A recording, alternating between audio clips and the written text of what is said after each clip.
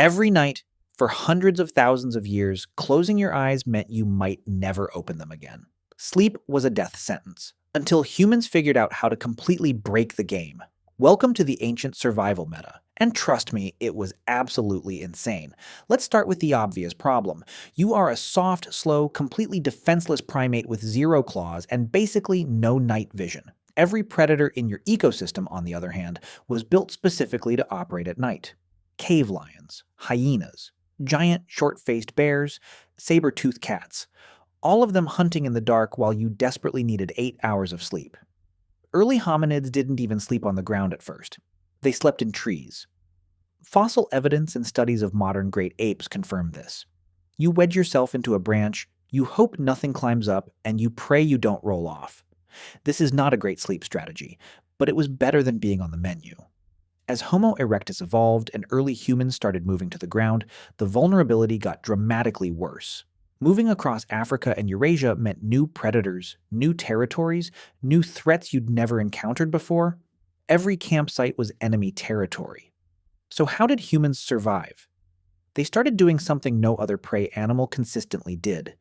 They organized their sleep watches, rotating guard shifts. 1 or 2 people stay awake while everyone else rests, then you swap. Anthropologists believe this became hardwired into our biology.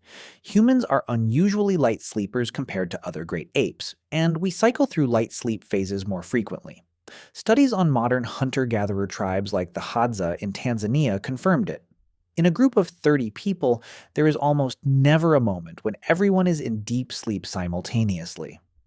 The math is brutal and beautiful at the same time. If everyone sleeps on their own schedule, statistically someone is always alert. The group becomes one distributed watch system. But having an alert human with a pointy stick is only so useful against a 500-pound cave lion. Which brings us to the second and most underrated hack in human history. Fire. Evidence of controlled fire use goes back at least 1 million years at sites like Wonderwork Cave in South Africa. Burned bones. Charred plant ash. The proof is in the dirt. Fire did something almost magical for sleeping humans. It created a perimeter that nearly every predator in existence instinctively respected. Almost every large predator alive today, and in prehistory, has a deeply ingrained aversion to fire. It is one of the few universal fears that cuts across species. A saber-tooth with 4-inch fangs and 400 pounds of muscle would actually stop and reconsider its life choices when it saw a ring of fire. The fire also solved another problem: cold. In Ice Age Europe and elevated terrain, temperature at night could kill you as fast as a predator could. And warmth meant deeper, better quality sleep, which meant sharper minds the next day, which meant better tools, better plans, better survival. Researchers think the compactness of human REM sleep, shorter and more efficient than other primates, evolved specifically because fire allowed safer, more reliable sleep. Basically, fire didn't just protect sleeping humans, it changed human brains. But fire has limits. It needs fuel, it needs tending, it can go out. And some predators, especially desperate or extremely hungry ones, would push through anyway, so humans needed a third layer. And this one is where things get genuinely wild. Dogs. Or more precisely, the wolves that eventually became dogs. This was not just a cute friendship story. This was a calculated, mutual survival arrangement. The domestication of wolves began somewhere between 15,000 and 40,000 years ago, though the exact timeline is still debated. But the key insight is why it happened. Wolves and humans were competing for the same prey, but some wolves started following human hunting parties. Not to attack them, to scavenge the leftovers. Wolves realized that following humans was a calorie-positive strategy, and humans realized something even more valuable in return. These wolves were barking at everything that moved in the night. Free. Automatic. Never sleeping alarm systems with teeth, claws, and an extreme territorial aggression toward other predators. Think about what this meant for sleeping humans. You now had a biological motion detector network surrounding your camp that worked better in the dark than anything you could build. Wolves can smell a predator from 2 kilometers away.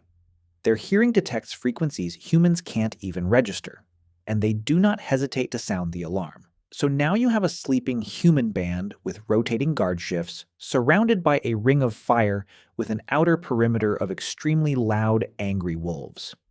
From the perspective of a saber-toothed tiger doing a casual late-night hunt, this target has suddenly become completely not worth it. Predators are not stupid. They are calorie calculators. Every hunt is a risk-reward equation, and the moment that equation goes negative, they walk away. This is called optimal foraging theory. Predators constantly assess energy expended versus energy gained. A well-defended human camp was a losing bet. But let's go deeper, because the wolf partnership gets even more interesting when you understand the mechanics of how it actually developed. Early wolf domestication likely wasn't intentional. Humans probably didn't decide to get a guard dog. It evolved through proximity and tolerance. Wolves that were less fearful of humans, the ones with lower flight responses, got access to food scraps. They survived better. They reproduced more. Over generations, you naturally selected for wolves that were comfortable around humans. Biologically, without anyone consciously planning it. The famous Russian silver fox experiment in the 1950s actually demonstrated this in real time. By selecting only for tameness, researchers accidentally created fox dogs in under 20 generations. Floppy ears, curly tails, spotted coats, reduced aggression, all of it appeared without selecting for any of those traits. Just tameness. The same process happened with wolves over thousands of years near human camps. And by the time you get to the late Stone Age, some of these animals were dogs. Actual dogs. And here's the thing that should genuinely unsettle you. Dogs that bark were selected for. Wild wolves barely bark, it's dogs, living near humans that developed the barking behavior, meaning the bark, the thing that wakes you up when someone's outside your house at 3 in the morning, that was literally evolved as a human alarm system. 40,000 years later, your dog is still doing its job, it just has no idea why. Now let's talk about the places where humans chose to sleep, because location was itself a weapon. Caves were prized, but not just for shelter from weather. Caves had one entrance. One entrance means one direction to watch, one direction to defend. You're not fighting a predator with numbers or weapons. You're using geometry. Force everything into a choke point, and suddenly a single human with a torch can hold the line. Archaeological sites show humans repeatedly using the same caves for thousands of years across multiple species of hominids. Because it worked, elevated ground was the second favorite sleep location. Ridges, rocky outcrops, anything that gave you sight lines and took away the predator's ability to sneak up. If something's coming, you want to see it first. You want the light to hit their eyes before they can see into your dark sleeping space. Terrain was intelligence. And then there was the social sleep, clustering itself. Humans didn't spread out. They slept in tight groups. This is not just about warmth. Predators target isolated prey. A dense sleeping group is confusing and overwhelming to attack. Which body do you go for? Prey animals figured this out too. Wildebeest sleep in herds. Fish school. Birds flock. But humans took it further. They slept in groups and built defenses and kept weapons. Speaking of weapons, the sleeping arrangement wasn't passive. Every adult in a Stone Age camp slept with a weapon within arm's reach. Flint knives, bone clubs, throwing spears, even fire-hardened wooden stakes. You weren't defenseless the moment you opened your eyes. You were already armed. Think about the muscle memory that required. Woken by noise in total darkness, you need to grab the right object immediately. That behavior was trained, practiced, inherited culturally. And there's one more underappreciated element. Noise itself. Humans are loud sleepers by predator standards.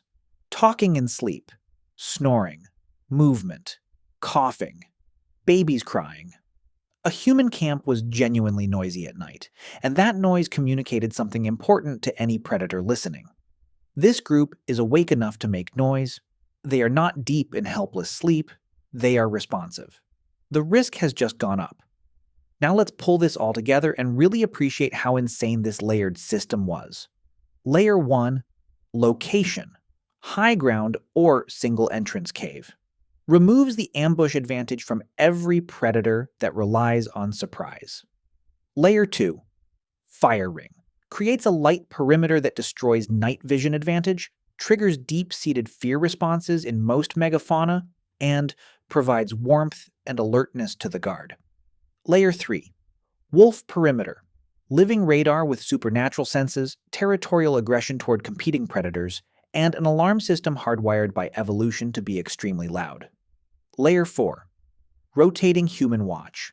Biologically adapted light sleepers ensuring statistical coverage through the night, backed by weapons and fire.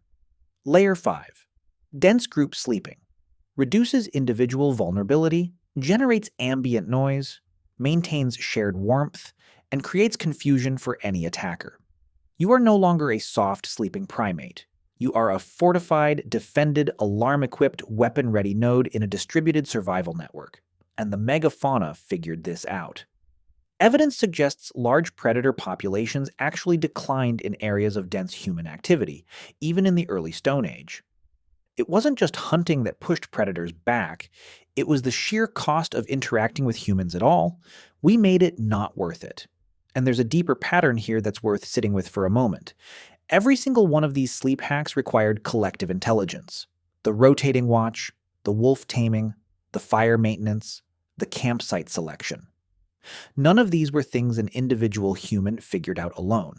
They required shared knowledge passed between generations. They required language and coordination. Sleep survival was civilization in miniature. Some anthropologists argue that the problem of sleep defense was actually one of the earliest drivers of complex social bonding in human groups.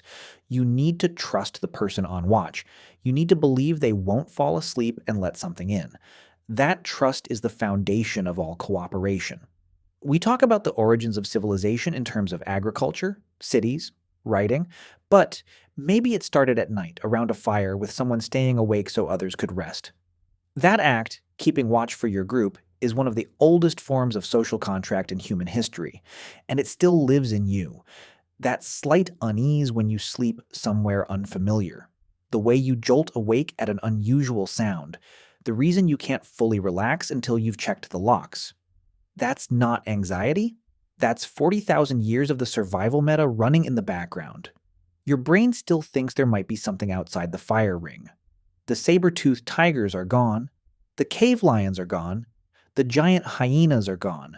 But the software update that kept your ancestors alive never got uninstalled.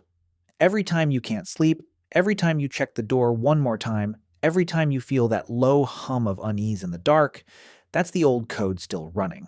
And honestly, given what your ancestors were up against every single night, that code probably saved your entire bloodline more than once. Sleep tight. The fire is still burning. The wolves are still watching. And something in your brain, the oldest part, is still paying attention, just in case.